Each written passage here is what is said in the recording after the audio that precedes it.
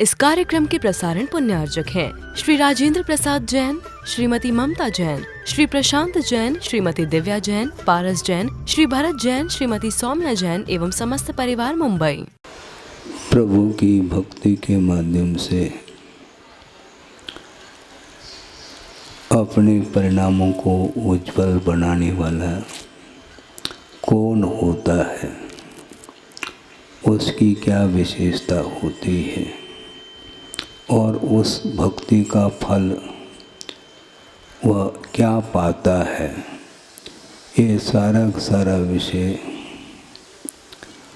आगम ग्रंथों में पढ़ने को मिलता है।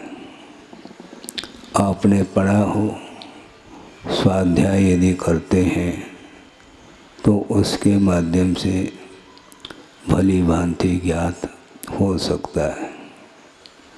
एक श्लोक जो कि आचार्य समंतभद्र स्वामी ने रत्नकर्ण श्रावकाचार्य के अंदर ये दिया है, आपके सामने रखा जा रहा है। वस्तुतः हमने पहले भी बात संकेत के रूप में दिया था कि धर्म सभा में आप लोग धर्म श्रवण करने के लिए बैठ जाते हैं, किंतु सामयिक अंतराय कर्म का उदय आता है तो सुचारू रूप से आप श्रवण नहीं कर पाते हैं। मंगलाचरण होने के पहले से ही व्यवस्था होनी चाहिए, नहीं है तो हम जो भी चिंतन करके आते हैं उन भावों को आपके सामने रखने के लिए, किंतु वह भाव इसलिए नहीं रख पाते हैं साधन का समुचित व्यवस्था नहीं होने के कारण। जबकि प्रतिदिन प्रवचन हो रहे हैं और माइक आज कैसा लग रहा है? जोर पड़ता है। पहले से ही कहा है कि प्रभु की भक्ति करता है।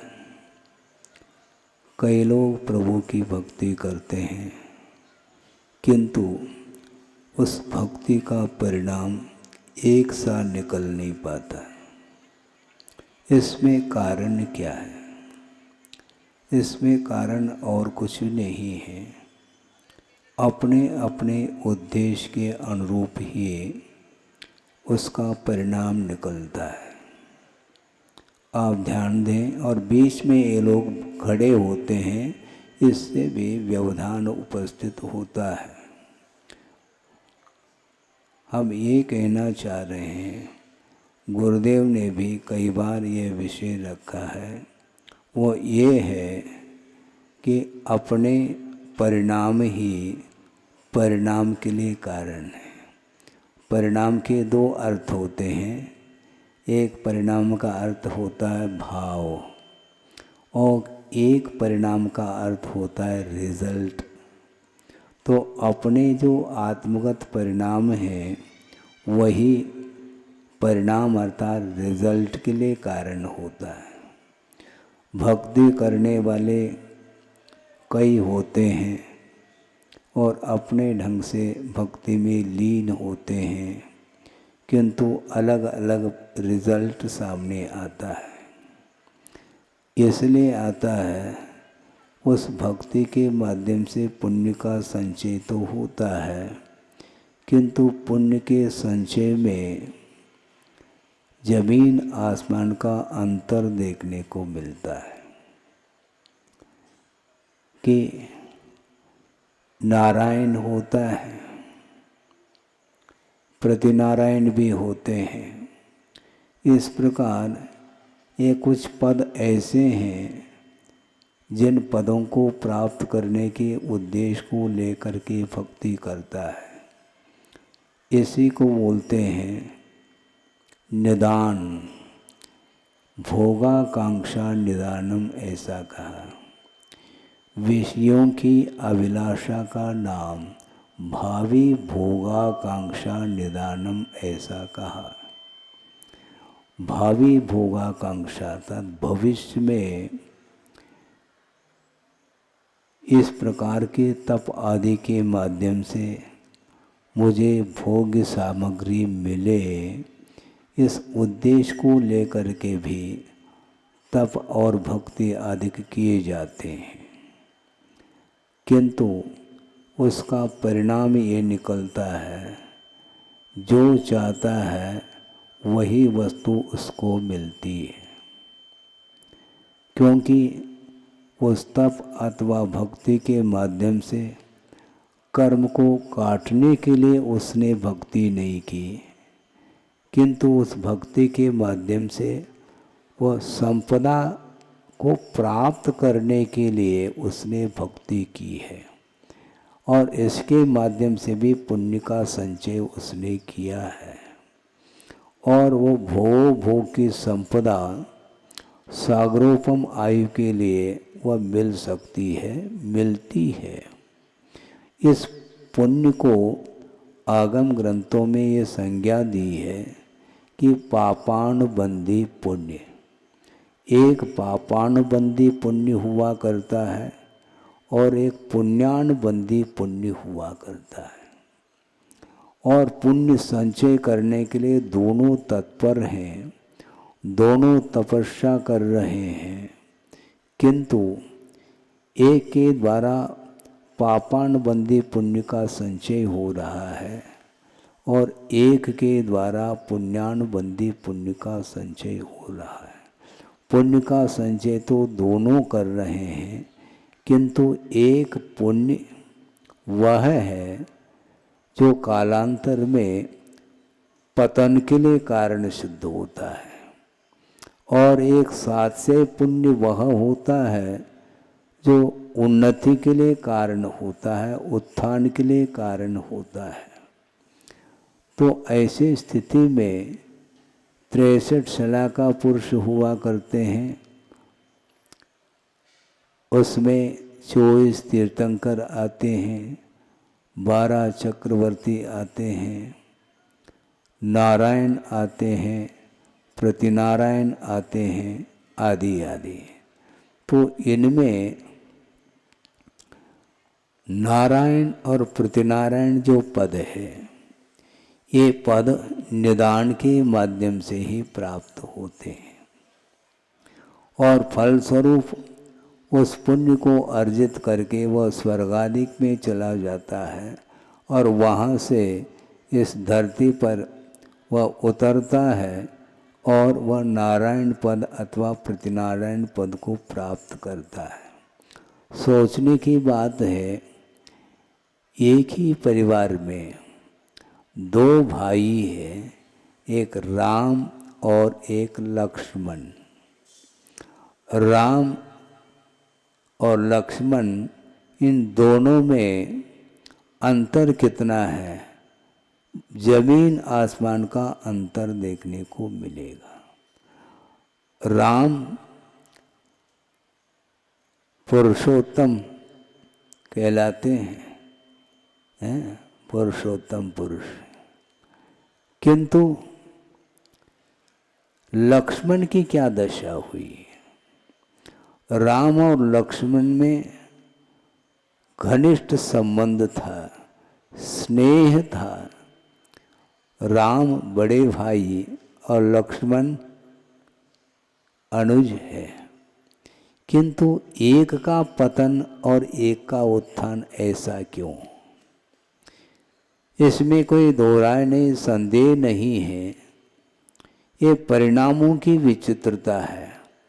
जो जिस प्रकार का परिणाम कर लेता है तो उस प्रकार के फल को वह स्वयं पाता है। राम मुक्त हुए हैं, किंतु लक्ष्मण कहाँ पहुँचा है? अधोगति का पात्र हुआ है।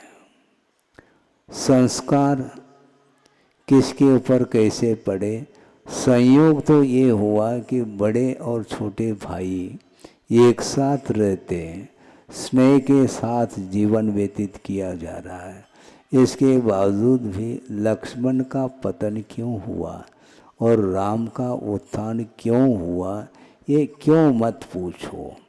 पुण्य का अर्जन तो दोनों ने किए हैं, किंतु दोनों के पुण्य के अर्जन में जमीन आसमान का अंतर देखने को मिलता है। एक ने पुण्यानुबंधी पुण्य का अर्जन किया है और एक ने पापानुबंधी पुण्य का अर्जन किया है, जिसके फलस्वरूप उसका पतन देखने को मिलता है।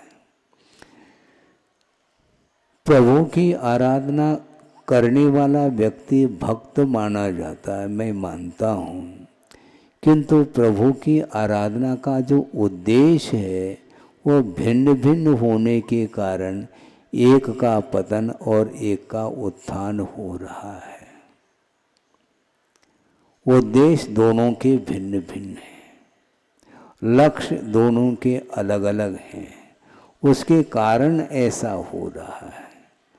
इसलिए आचार्य ये कहना चाहते हैं कि पुण्य मोक्ष मार्ग में बाधक नहीं है। कौन सा? पुण्यानुबंधी पुण्य। किंतु पुण्य का जब फल सामने आता है तो वह मोक्ष मार्ग में व्यवधान उपस्थित करता है। तो मोक्ष मार्ग में पुण्य बाधक नहीं किंतु साधक है। किंतु मोक्ष मार्ग में बाधक क्या है? बाधक पुण्य का फल बाधक है। पुण्य बाधक नहीं, किंतु जो पुण्य का फल है वह मोक्ष मार्ग में बाधक सिद्ध होता है। इसलिए फल के प्रति इच्छा नहीं रखनी चाहिए, क्योंकि पुण्य का जो फल है, पुण्य का अर्जन तो विशुद्ध परिणाम के द्वारा हो रहा है, किंतु उसका फल का जो उपभोग किया जाता है उस समय एकांत रूप से पाप का आश्रय होता है। क्योंकि राग के बिना पुण्य के फल का उपभोग संभव नहीं है। इसलिए पुण्य का जो फल है वह ग्रहण करने योग्य नहीं है। पुण्य के माध्यम से पवित्रता आती है आत्मा में, किंतु जिस समय वह आत्मा अथवा जीव पुण्य के फल को भोगने के लिए वह तत्पर हो जाता है तो वह पाप का अर्जन करता है। इसलिए हमें पुण्य के फल से कोई प्रयोजन नहीं, किंतु पुण्य सहयोग प्रदान करता है मोक्ष मार्ग में।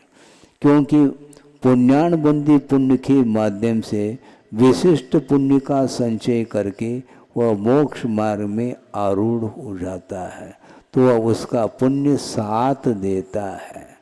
किंतु फल की इच्छा रखने वाला जो व्यक्ति होता है उसका पुण्य कभी भी साथ नहीं देता, क्योंकि साथ यदि जाता है तो वह पुण्य जाता है अथवा पाप जाता है। जो धर्म की उपासना करने वाला जीव है वह भवांतर में भी उस धर्म को अपने साथ ले जाता है और वहाँ से भी वापस आता है तो भी उसके लिए विशेष रूप से साधन सामग्री प्राप्त हो जाती है और उसकी रक्षा हर समय होती है। किंतु जो पाप का अर्जन करता है उसके लिए कोई भी साथ नहीं दे सकता। हाँ, ये बात अलग है, अतीत का कुछ पुण्य यदि मान लो अभी भी स्टॉक में है तो वह काम में आ सकता है। उसका पुण्य के माध्यम से उसका प्रभाव कुछ काल के लिए पड़ सकता है, किंतु वह पुण्यानुबंधी पुण्य जब समाप्त होता है तो वह पतन के लिए कारण बनता है। क्योंकि वह पतन के लिए इसलिए कारण बनता है क्योंकि पुण्य का जो फल है उसको दोनों हाथों से उसने भोगा है। पुण्य के फल को भोगने वाला व्यक्ति कभी भी उत्थान को प्राप्त नहीं हो सकता, ये आगम में साफ साफ लिखा हुआ है। इसलिए हमें पुण्य से नहीं बचना, किंतु पुण्य के फल से बचने का निरंतर पुरुषार्थ करना चाहिए, क्योंकि निदान के माध्यम से ही वह ऊपर पहुंच जाता है, कुछ पदों को प्राप्त कर लेता है, किंतु वहाँ से राग पूर्वक सागरोपम आयु तक पुण्य के फल को भोग करके वह एक इंद्रिय आदिक पद को भी, पर्याय को भी प्राप्त कर सकता है, इसमें कोई शक नहीं है। तो इसलिए आकर्षण, भोग्य सामग्री आकर्षक होती है, उससे आकर्षित होता चला जाता है संसारी प्राणी, और वह जाल में फंस जाता है। विडंबना है ये कर्म का फल भोग रहा है निरंतर, और कोई दूसरा फल नहीं दे रहा है। आचार्य ये कहना चाहते हैं कि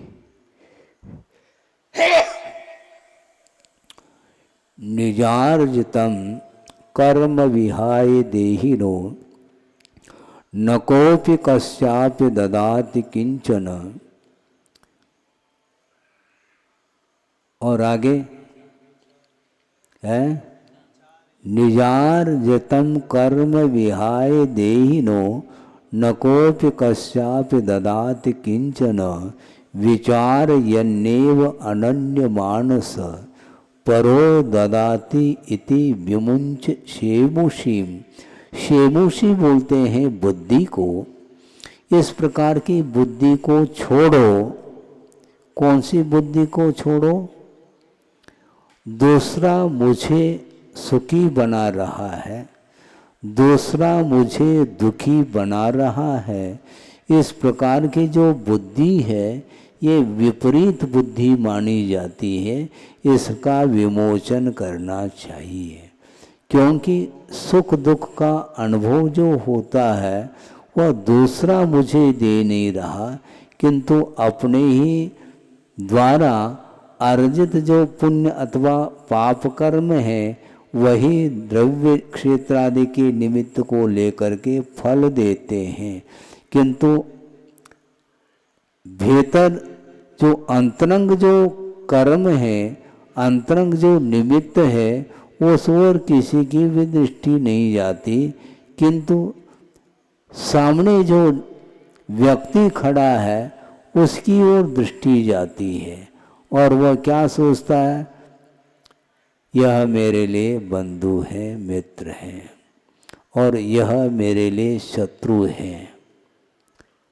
इस प्रकार के उसके अंदर भाव जो जागृत हो रहे हैं वह अंतरंग निमित्त की ओर दृष्टि नहीं रखने के कारण वो दूसरे के लिए शत्रु और मित्र मान रहा है, जबकि शत्रु और मित्र पर वस्तु पर व्यक्ति नहीं हो सकता।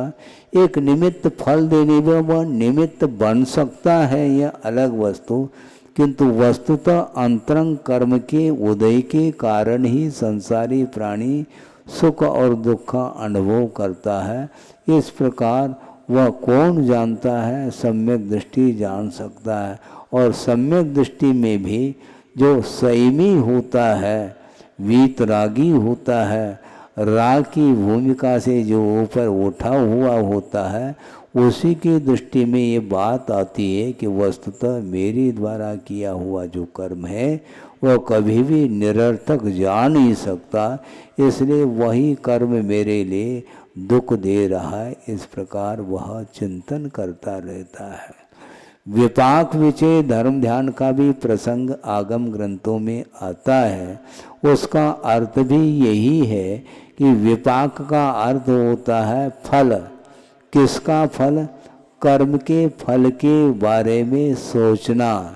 किंतु ये ध्यान रखो, कर्म के फल के बारे में चिंतन करने वाला व्यक्ति वह मिथ्यात्व की भूमिका में भी कर सकता है, ज्ञान प्राप्त कर सकता है, यह अलग वस्तु, किंतु विपाक विचय धर्म ध्यान का स्वामी कौन होता है? तो आचार्य कहते हैं कम से कम उसको देश संयमी होना चाहिए, कम से कम वह अनुवृत्ति हो अथवा महावृत्ति हो, उसी की दृष्टि में वह ये विचार आ सकते हैं और वह धर्म ध्यान कर सकता है। कर्म के चिंतन के बारे में नहीं कहा जा रहा है। कर्म का चिंतन आसानी के साथ कोई भी व्यक्ति इसलिए कर सकता है क्योंकि ज्ञानावरणी का कर्म का क्षोभम यदि मान लो पर्याप्त मात्रा में हुआ है तो वह सर्वांगीण कर्म सिद्धांत का अध्ययन करके वह चिंतन आदि कर सकता है, इसमें बाधा नहीं। किंतु इतने चिंतन मात्र से वह विपाक विचय धर्म ध्यान का स्वामी नहीं हो सकता, क्योंकि ज्ञान के माध्यम से चिंतन करना अलग वस्तु, किंतु जिस समय कर्म का उदय होता है, पुण्य अथवा पाप कर्म का उदय, उस समय कर्म का चिंतन सार्थक सिद्ध होता है? उस समय सार्थक सिद्ध होता है, नहीं है तो नहीं। तीव्र कर्म का उदय आ गया तो दूसरे के ऊपर वह टूट पड़ रहा है, और जब तीव्र कर्म का उदय नहीं था उस समय वह कर्म का चिंतन भी कर रहा था। चिंतन करने के लिए जब अनुकूलता मिलती है तो बहुत आसानी से चिंतन किया जा सकता है, कर्म सिद्धांत, जीव सिद्धांत आदि का। किंतु जिस समय तीव्र कर्म का उदय आता है उस समय चिंतन करने के लिए अवसर प्राप्त नहीं होता, बल्कि तीव्र पुण्य कर्म का जब उदय आता है उस समय फल उपस्थित होता है तो वह भोगने के लिए आतुर होता है, और तीव्र पाप कर्म का उदय आता है उस समय वो दूसरे व्यक्ति के ऊपर टूट पड़ता है, क्रुद्ध हो जाता है। ये सारा सारा विषय क्यों इस प्रकार होता है, इसमें यही एकमात्र कारण है कि संयम धारण नहीं करने के कारण, संयम की भूमिका में नहीं आने के कारण ही उसकी दृष्टि हमेशा दूसरे की ओर जाती है। किंतु वह उस समय ये नहीं सोच पाता कि हमारा तीव्र कर्म का उदय है। पुण्य कर्म का उदय है तो वो मानता है हमने पुण्य किया है इसलिए उदय आया है, इसमें दूसरे का कोई हाथ नहीं है। और तीव्र पाप कर्म का उदय आता है तो उस समय प्रभु के सामने हाथ जोड़ता है और विनती करता है, हे भगवान ऐसा कौन सा कर्म का उदय आया है, तुमने तो किया था ना। इस समय दूसरे को क्यों दोष दे रहे हो? दूसरे को अपराधी मानने वाला व्यक्ति वह स्वयं अपराधी सिद्ध होता है। ये सिद्धांत है बंधुओं, ध्यान रखें। अपराध स्वयं करो और दूसरे के ऊपर और आरोपित करो उस अपराध को, तो इससे बढ़कर के और कोई भी असत्य का सहारा नहीं हो सकता। ये असत्य के कारण ही वह संसारी प्राणी सत्य से दूर होता चला जाता है, जबकि सत्य का अवलंबन लेता है तो निश्चित रूप से विजय प्राप्त होता है।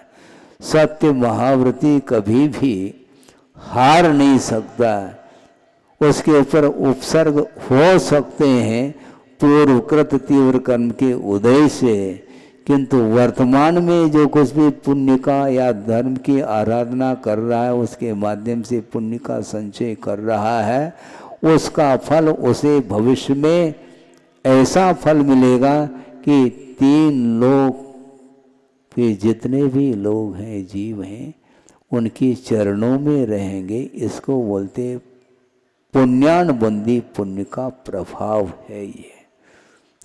लेकिन ये केवल जो है ना बातों में ये रह जाता है।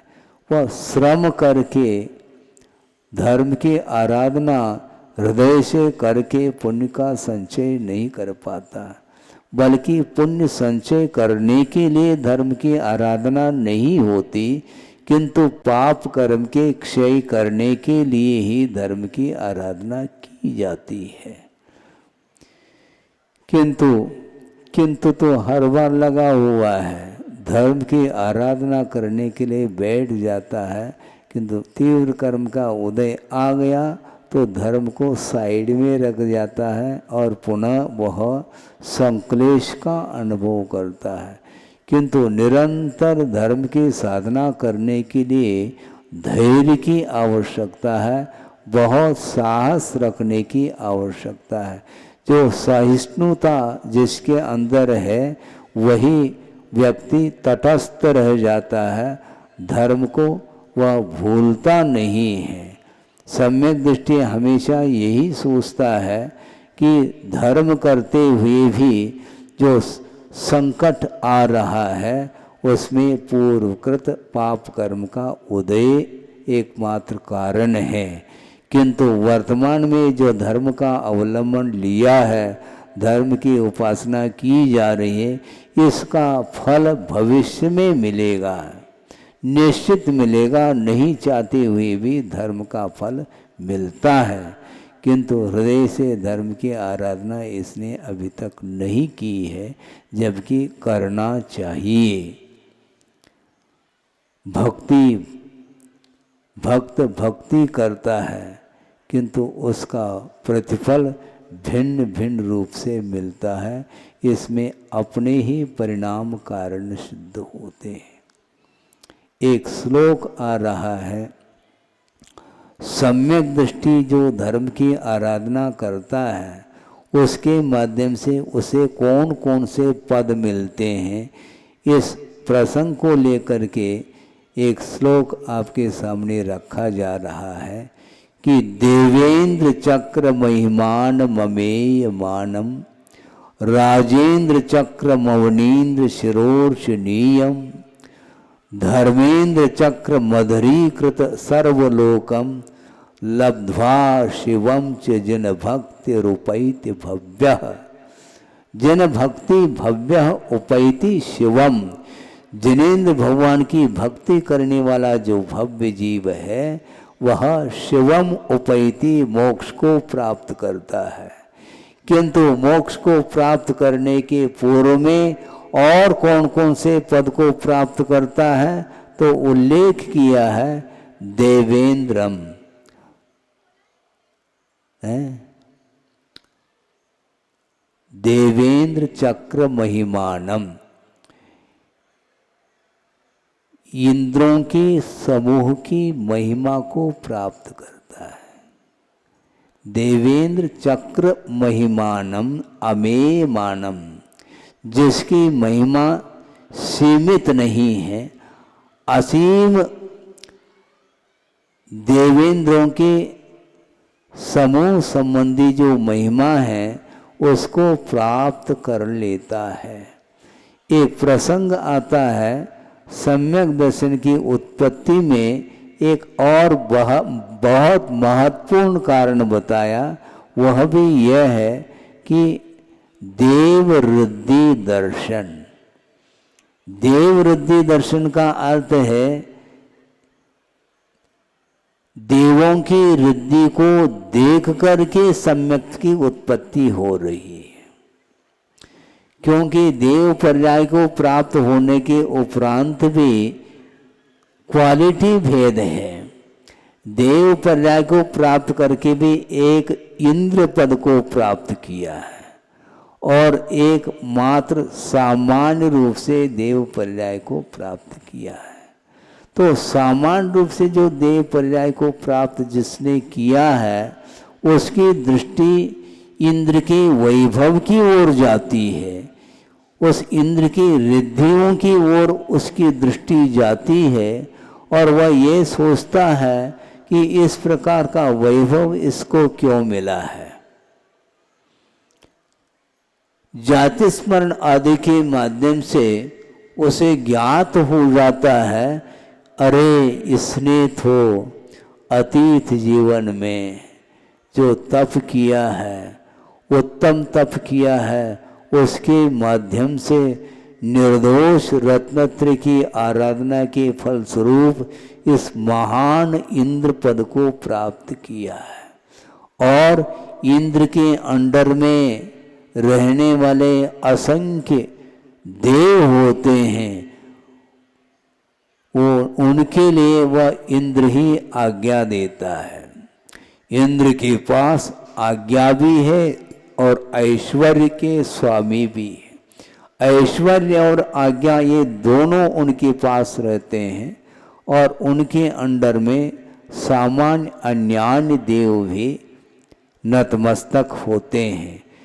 इस वैभव को, इन रिद्धियों को देख करके जो सामान्य देव होता है वह सोचता है कि यह वस्तुतः धर्म का प्रभाव है, धर्म की महिमा है, इसलिए इनके लिए इस प्रकार की रिद्धियां प्राप्त हुई हैं, इंद्र पद को प्राप्त किया है। तो उनकी रिद्धियों को देख करके उसे सम्यक की उत्पत्ति होती है। क्योंकि इस प्रकार के महान पद के जो धारी होता है वह ऐसा थोड़ी जैसे किसी को वह पद मिल जाए, संभव नहीं। जिन्होंने उत्तम त्याग किया था, उत्तम तप किया था, तप किसको बोलते हैं? इच्छा के निरोध का नाम तप है। और किसी भी प्रकार से लोकेशना आदि ख्याति लाभ पूजा आदि से दूर रह करके जो इच्छा को रोकने का पुरुषार्थ करता है उसका सम्यक तप माना जाता है। वो समीचीन तप के फल स्वरूप इस प्रकार के महान महान इंद्र आदि पद प्राप्त हो जाते हैं, जिसकी महिमा का वर्णन करना कठिन है। गणधर परमेष्ठी भी इस महिमा का वर्णन करते करते थक सकते हैं। इतनी इसकी महिमा है। ये किसकी महिमा है? ये सम्यक दर्शन की महिमा है। सम्यक दर्शन के साथ रत्नत्रय की आराधना करने से इस प्रकार का पुण्य का संचय हो जाता है और वहाँ पर इंद्रादिक पद को प्राप्त कर लेता है। देवेंद्र चक्र महिमानम अमेयमानम। और वहाँ पर सागरोपम आयु तक वो पुण्यानुबंधी पुण्य का उपभोग करने के उपरांत भी पुण्य समाप्त नहीं होता और वहाँ से नीचे इस धरती पर आकर के मनुष्य पर्याय को प्राप्त किया है। किंतु मनुष्य में भी किस पद को प्राप्त कर लिया? चक्रवर्ती पद को प्राप्त किया।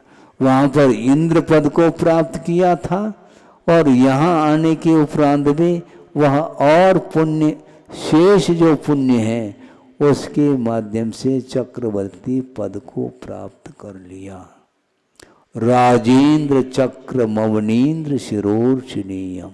वह चक्रवर्ती पद वह माना जाता है जिसके चरणों में 32,000 मुकुटबद्ध राजा अवनीन्द्र शिरोर्चनीयम। अवनीन्द्र बोलते हैं राजा। वो सारे सारे मुकुटबद्ध 32,000 राजा चक्रवर्ती के चरणों में नतमस्तक हो रहे हैं। ये किसका प्रभाव? यह भी सम्यक दर्शन का ही प्रभाव। सम्यक दर्शन की महिमा यह है जिसके माध्यम से इंद्र पद उपलब्ध हुआ और नीचे आकर के चक्रवर्ती पद को भी प्राप्त कर लिया और यहाँ पर पुनः उसका उपभोग करके पुनः देवगति में फिर पहुँचा है। वहाँ पर फिर से इंद्रादिक पद प्राप्त हो सकते हैं। फिर वहाँ से आकर के और कौन सा पद प्राप्त करता है? धर्मेंद्र चक्रम अधरीकृत सर्वलोकम। धर्मेंद्र चक्र का अर्थ तीर्थंकर पद को प्राप्त कर लेता है जिसके चरणों में 3 लोक ही नतमस्तक है। ये किसका प्रभाव? जिन भक्ति, जिनेंद्र भगवान के प्रति निरपेक्ष भाव के साथ की गई जो भक्ति है उस भक्ति का यह प्रभाव ये निकलता है। ये भक्ति का प्रभाव है। इस प्रकार के उच्चतम पदों को प्राप्त करके फिर बाद में शिवम च उपैति, शिव अर्थात मोक्ष को भी प्राप्त करता है। हमें भी पद मिल जाए, हमें भी पद मिल जाए, इस प्रकार संसारी प्राणी मांग रखता है। किंतु आचार्य कहते हैं मांगने से कोई भी पद उपलब्ध नहीं होता। याचना के द्वारा, निदान के माध्यम से इस प्रकार के पद कभी भी मिल नहीं सकते। इच्छा के माध्यम से मिल जाए तो हर व्यक्ति इन पदों को प्राप्त कर ले, किंतु संभव नहीं है। इसलिए मांगना छोड़ो, क्योंकि मांगने वाला व्यक्ति भिखारी मांगता है। भिखारी जो होता है वही मांगता है, तो मांगने का भाव क्यों रखते हो? जो मांगने वाला है वह भिखारी है, ये ध्यान रखो। होता है क्या नहीं? जो मांगता है वह भिखारी नहीं माना जाता है। तो महाराज श्रमण लोग भी आहार के लिए आते हैं ना श्रावक के आंगन में, ये ध्यान रखो, वो मांगते नहीं। हाँ, वो मांगते नहीं। कभी भी दीनहीन वृत्ति के साथ आपके आंगन में नहीं आते और दयनीयता के साथ मुझे दे दो, इस प्रकार कभी भी उनके मुख से शब्द नहीं निकलते। बल्कि यह शर्त है, श्रमण आपके आंगन में आहार लेने के लिए आया है, किंतु विधिवत यदि आहार मिल जाता है तो हम लेंगे, अन्यथा वापस आएंगे। तो इन प्रकार से वह आहार लेने का भाव नहीं रखता। नवधा भक्ति पूर्वक यदि वह आदर पूर्वक, भक्ति पूर्वक, बहुमान के साथ यदि वह आहार देता है तो वह लेगा। एक भी भक्ति में कमी देखने को आ गई तो वापिस हो जाएगा वो। एक बार की बात है, श्रावकों ने पड़गा करके चौके में ले गए एक महाराज को और ले जा करके बिठाया है, उच्चासन पर विराजिए ऐसा बोल दिया। तो बैठ गए। बैठने के उपरांत तुरंत उसने क्या किया, पूजन करने के लिए थाली ले आए और पूजन प्रारंभ कर दिया। और पूजन संपन्न होने के उपरांत शुद्धि बोलना प्रारंभ कर दिया और अंजलि छोड़िए महाराज ऐसा बोल रहा है। इस कार्यक्रम के प्रसारण पुण्यार्चक थे श्री राजेंद्र प्रसाद जैन, श्रीमती ममता जैन, श्री प्रशांत जैन, श्रीमती दिव्या जैन, पारस जैन, श्री भरत जैन, श्रीमती सौम्या जैन एवं समस्त परिवार, मुंबई।